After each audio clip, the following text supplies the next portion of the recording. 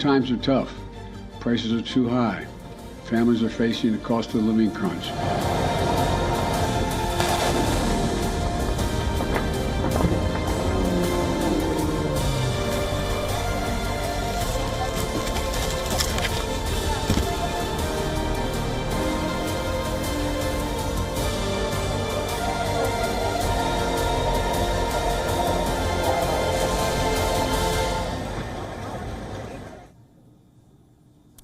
Now, annual inflation in the United States, it's at an over 40-year high. According to government reports released on Wednesday, inflation, that's the rate at which prices rise, hit 9.1% annually in June. This has been blamed on prices of petrol and food remaining high in the recent months. Inflation will now be a top concern for many Americans and is likely to influence many voters in the coming midterm elections in November as well.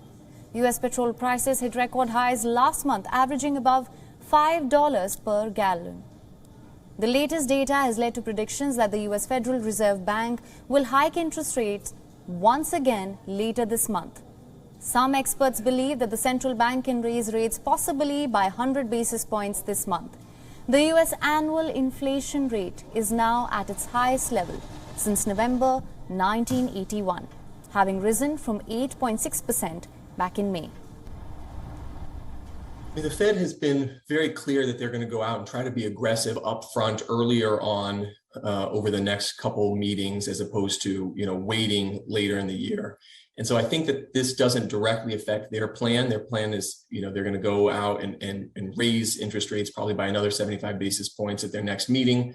I do think that what's probably concerning for folks who are at the Fed is just looking at the extent to which prices, not only of food and energy, but also of those core goods continue to rise. Now, prices in the country have been rising steadily since late last year. There are many reasons for this. First, there were supply chain disruptions from the COVID-19 pandemic. The war in Ukraine pushed up commodity prices globally. Some economists have also blamed government's COVID spending programs for worsening price hikes. In total, it deployed $5 trillion worth of stimulus to shield households and businesses from the economic shock of the pandemic. Food, housing prices also rose in June, as did car prices. Though the rate has stabilized or slowed from the past month, even so, the big jump has left President Biden open to intense criticism from both the Republican Party and the public. Biden, however, has insisted that tackling inflation was the top priority. This is him in July last year promising that the problem would be temporary. Our experts believe, and the data shows, that most of the price increases we've seen were expected and are expected to be temporary. My administration will do everything we can to address it. But again, these disruptions are temporary. A year later, and the problem is worse than ever. But the president's drive to tackle the problem continues. He is in West Asia this week. He will visit Saudi Arabia on Friday and is expected to push the oil-producing country to increase the production and lower the prices here. But consumers back home, they remain unconvinced. Food prices are up a lot. Notice it in, the basics like eggs and milk, and you go to the fruit aisle or the fresh vegetable aisle. There's nothing less than like $3 or $4 per pound or per whatever. I mean, peaches are $1 each. It's kind of crazy. But not only the things are more expensive, the portions are smaller and the prices are higher. So they try to trick you. What was 12 ounces now is 10 ounces, but only 10 cents more. So it's not too bad, but the content is smaller. Fish is astronomical, and we adhere to the Mediterranean diet, so it's been, it's just two of us. Our groceries went up from about $135 to $150 a week to $200 and over. So I've made some adjustments, and this is the way it is right now. There's too many crises going on in the United States and in the world to be handled all at one time, and to make anything really make a significant difference in the economy at this point. Now, for more on this, our correspondent Susan Tehrani has sent us this report. Let's listen in. Rising prices for food, gas, and rent caused U.S. inflation to surge to a new 4-decade high, squeezing household budgets, but also putting a pressure on the Federal Reserve to raise interest rates once again as talks of a recession become more serious with each passing day. The government consumer price index soared 9.1% over the past year, much higher than Wall Street had anticipated. And as consumer confidence in the economy continues to decline, so does President Joe Biden's poll numbers, as Democrats are concerned how voters will see these numbers leading up to the November midterm elections. After all, inflation continues to be America's #1 concern.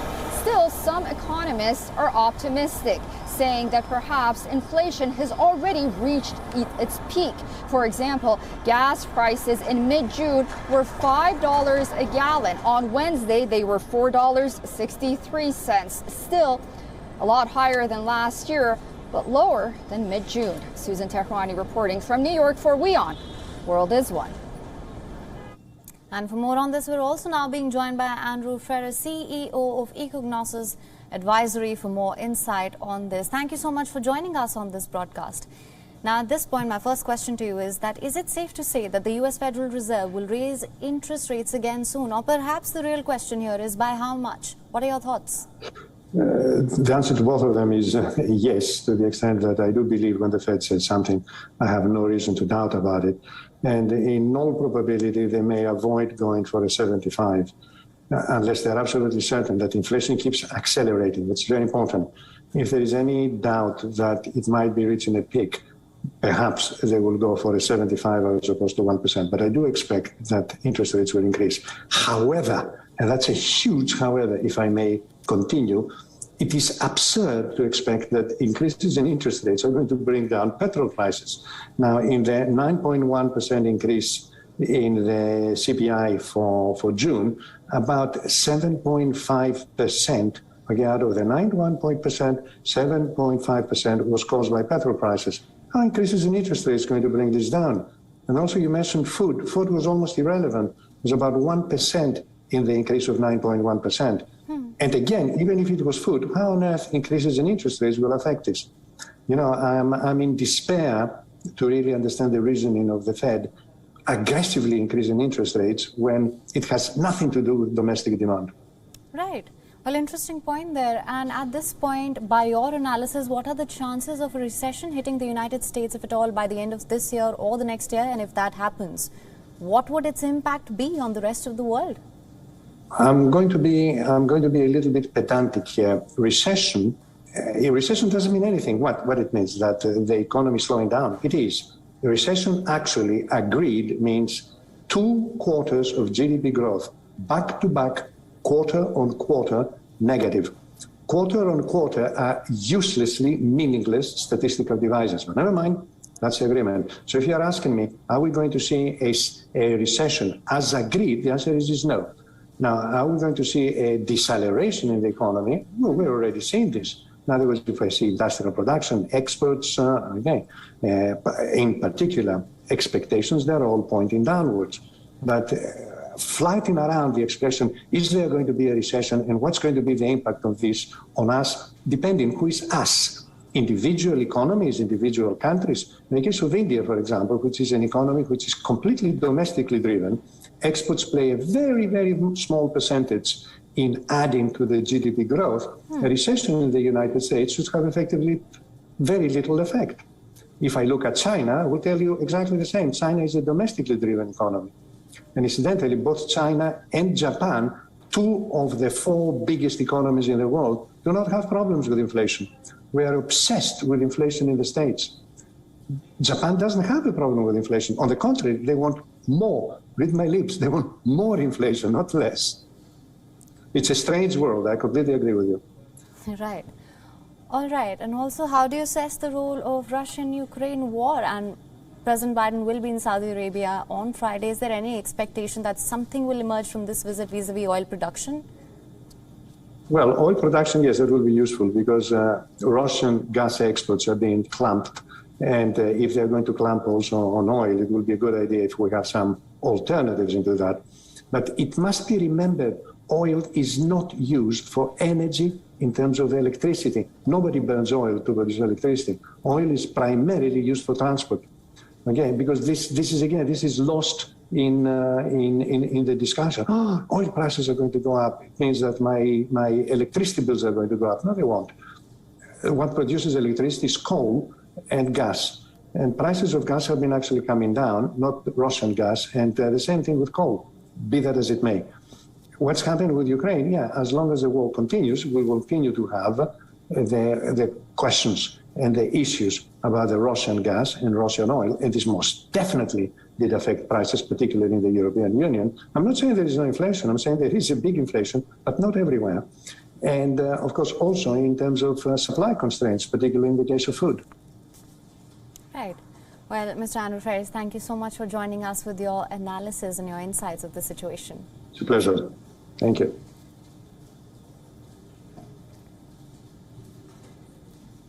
Now in June, the US Central Bank announced its biggest rate hike in nearly 30 years.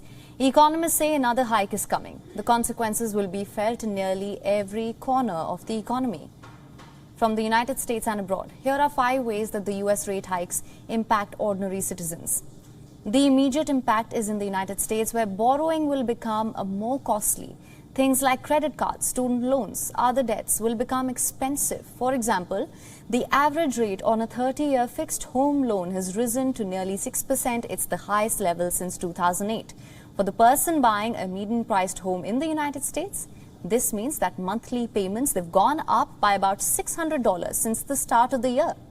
When the rates rise, it tends to prompt a reshuffling of investments as well. We need to understand this.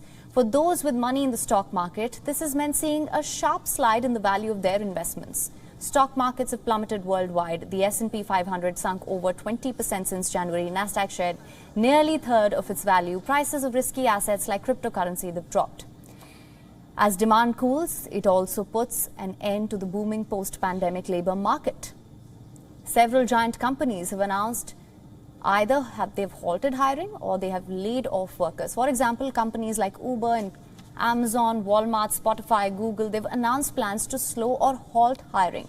Microsoft announced this week that it will cut some jobs as it realigned business groups and roles after the close of its fiscal year on the 30th of June. What has improved is the value of the US dollar. It has risen 10% this year. The Federal Reserve's moves have prompted investors to shift money to America in pursuit of higher returns, boosting demand for its currency. For Americans planning trips to places like UK or India, where the value of the pound or rupee weakened against the dollar, it's a silver lining. But elsewhere, the rise of the US dollar means more expensive imports of commodities like energy, food, only adding to this economic strain.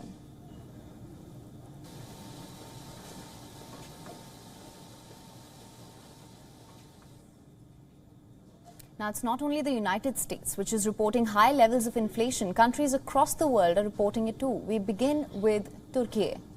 It has one of the highest inflation rates in the world. Inflation in June rose to 78.6% year on year. Food prices have soared 93.9% from a year ago. Turkey's currency also lost 23% of its value compared to the US dollar. Next up, Argentina. In May, the country's inflation rose to 60.7% annually. Food prices soared to 33.7%.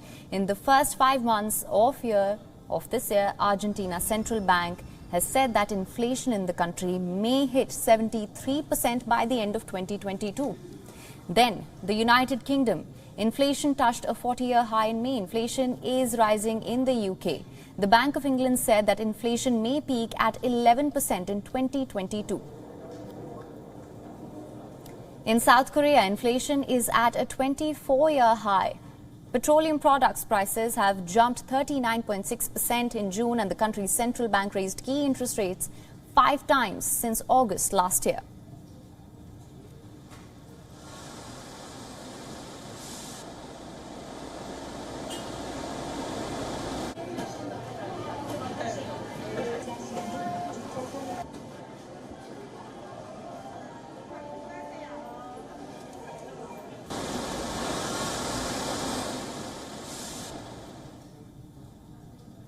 But what we need to understand is, what are some of the reasons for this record inflation? And for this, we go across to WION's business editor, Sumit Chaturvedi, for more insight. Now, Sumit, could you just walk us through some of the major factors that are driving these record numbers? Well, absolutely, Haim. So first of all, let's try to understand how are these numbers going to, where have they come from actually? So let's begin with, first of all, the biggest thing that happened over the last few years was COVID-19. And at that point of time, there were many packages announced, but in February, Ukraine-Russia war began. And from there, what started was a spiraling of crude prices. They almost doubled. And from there, the overall world felt the heat of high crude prices. Stimulus packages were announced during COVID-19 period. So a gush of good money or huge money, it came for many countries in the world, and the demand was more, and the overall goods were less because supply chain problems were there. People were reeling under supply chain problems. The companies were not able to produce many goods because of chip shortage. So that's what led to more demand and less supply. And that is the classical example. That's how inflation is defined, and that's how inflation started. And now it's been going on because now demand is more, the money in the hands of people is there, but goods are not there. And that's how the inflation started. So supply chain problems is one of the biggest reason why it started. Money was there because the banks were doling out packages one after the other during COVID-19 times. Remember, in US, they were giving money to people who were getting vaccinated. So that's how the money came to economy, but the goods were not there, and that's led to overall supply chain problems and mismatch in demand and supply, leading to inflation. So one of the biggest causes is, first of all, COVID-19. We can say that COVID-19 packages and Ukraine-Russia war.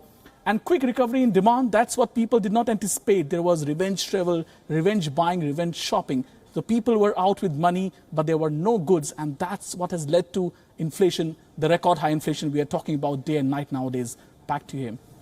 Thank you so much, Sumit, for walking us through all the factors that have led to this. Let's also now talk about India. The Indian rupee today weakened to hit record lows against the US dollar. Traders expect dollar selling intervention by the central bank to slow the slide in rupee, but expect it to touch levels of 80 to the dollar in the near future.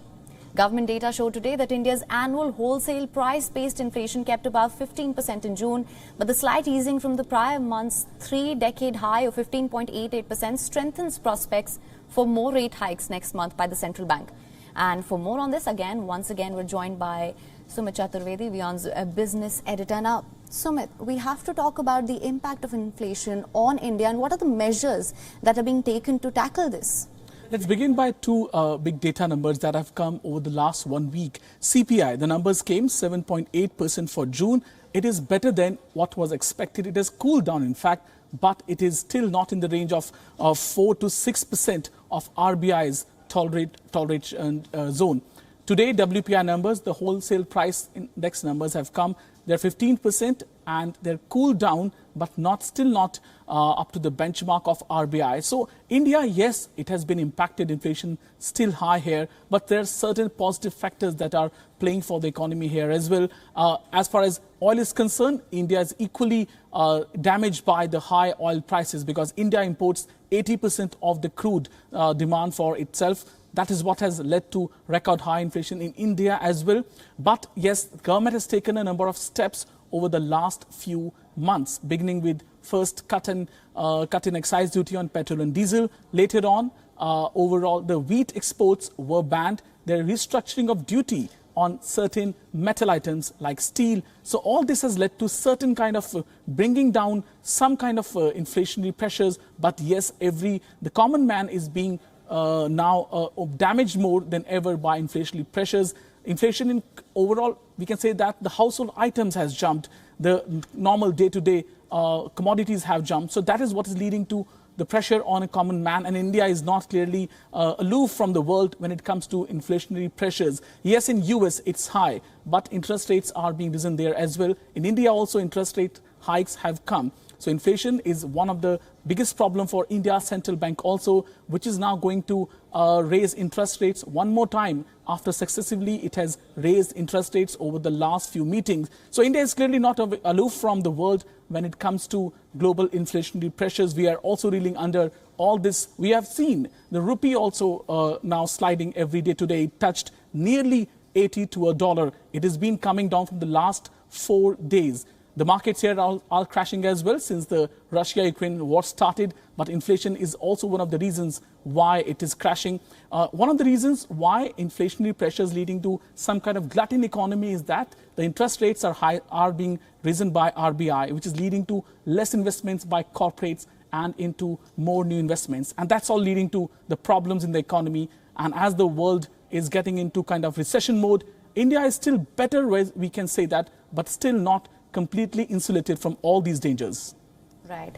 Well, Sumit, thank you so much for spelling that out for us, and thank you so much for joining us with all your information on the same. Well, with that, we call it a wrap on this edition of The Full Context. Thank you so much for joining us on WION The World is One.